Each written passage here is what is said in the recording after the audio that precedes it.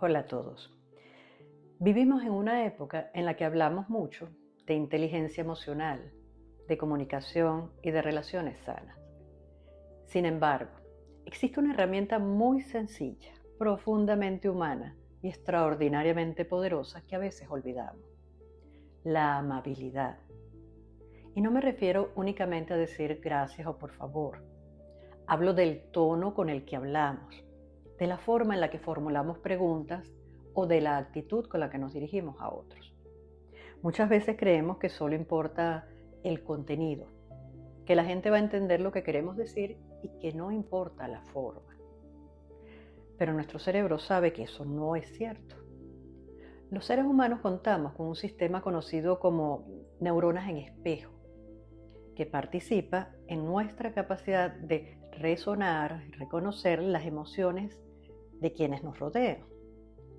Sin siquiera darnos cuenta, tendemos a responder al tono emocional que recibimos. Cuando alguien nos habla con serenidad, nuestro sistema nervioso tiende a permanecer calmado. Pero cuando percibimos un tono hostil, nuestro organismo se prepara automáticamente para la defensa, para defenderse. Y si no estamos alerta, reaccionamos en el mismo tono. Entonces la conversación deja de centrarse en el contenido y comienza a girar alrededor de la amenaza que sentimos.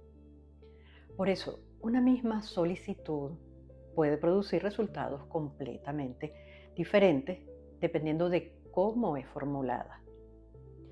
En todas las relaciones interpersonales, ya sea de pareja, familiares, sociales o de trabajo, una causa frecuente de discusión es cuando una de las partes hace un planteamiento o solicitud de forma descortés. Me explico.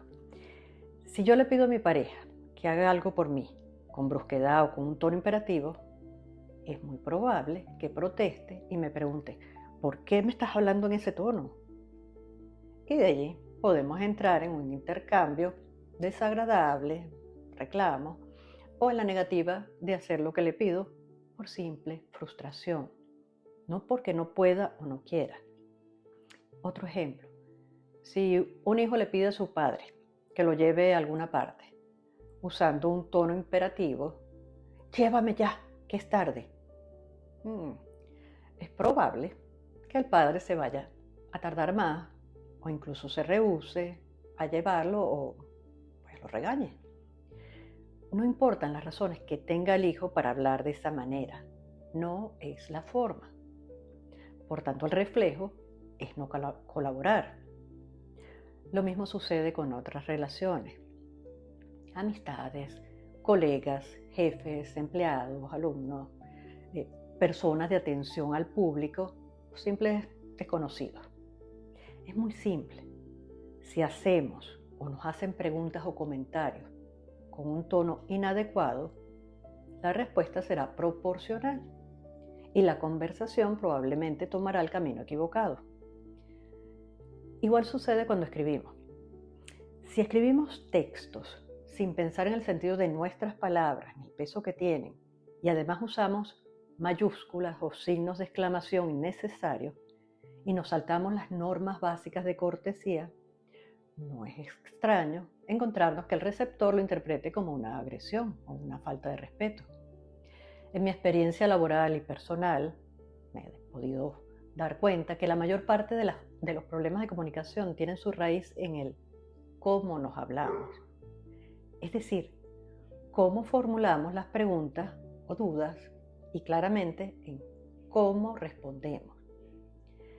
Es posible aprender a contener la reacción a ciertos ataques, pero lo más probable es que si continúan, terminemos cansándonos o poniendo un límite firme. Una sonrisa, una palabra amable, un tono cortés, son siempre llaves mágicas que abren las puertas de la comunicación en todo tipo de relaciones. Es interesante que en diversas lenguas utilizamos el modo condicional cuando queremos ser amables.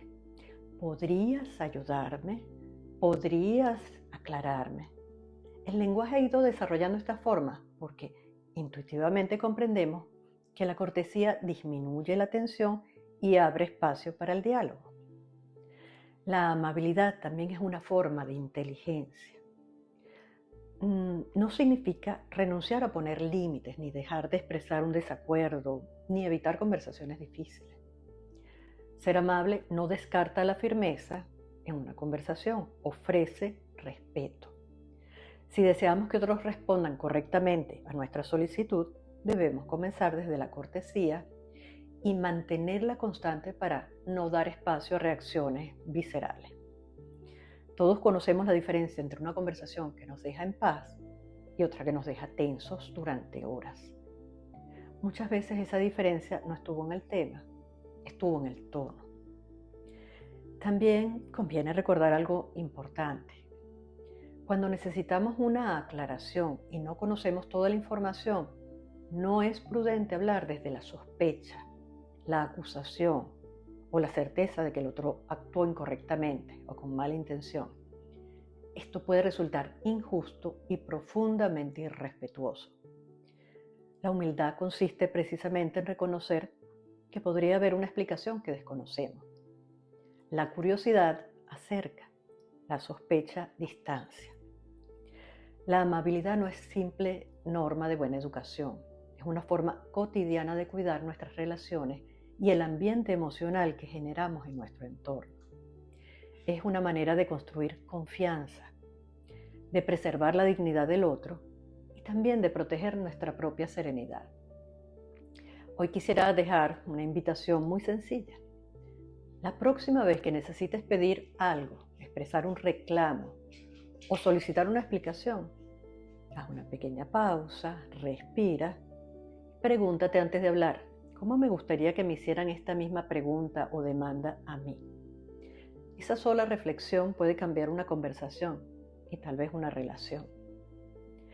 Recuerda que delante de ti hay una persona que igual que tú desea sentirse respetada y elige la amabilidad, porque cada conversación deja una huella y quizás una de las formas más silenciosas de hacer un mundo mejor sea esta: hablar con firmeza cuando sea necesario, pero siempre con respeto, con humildad y con amabilidad.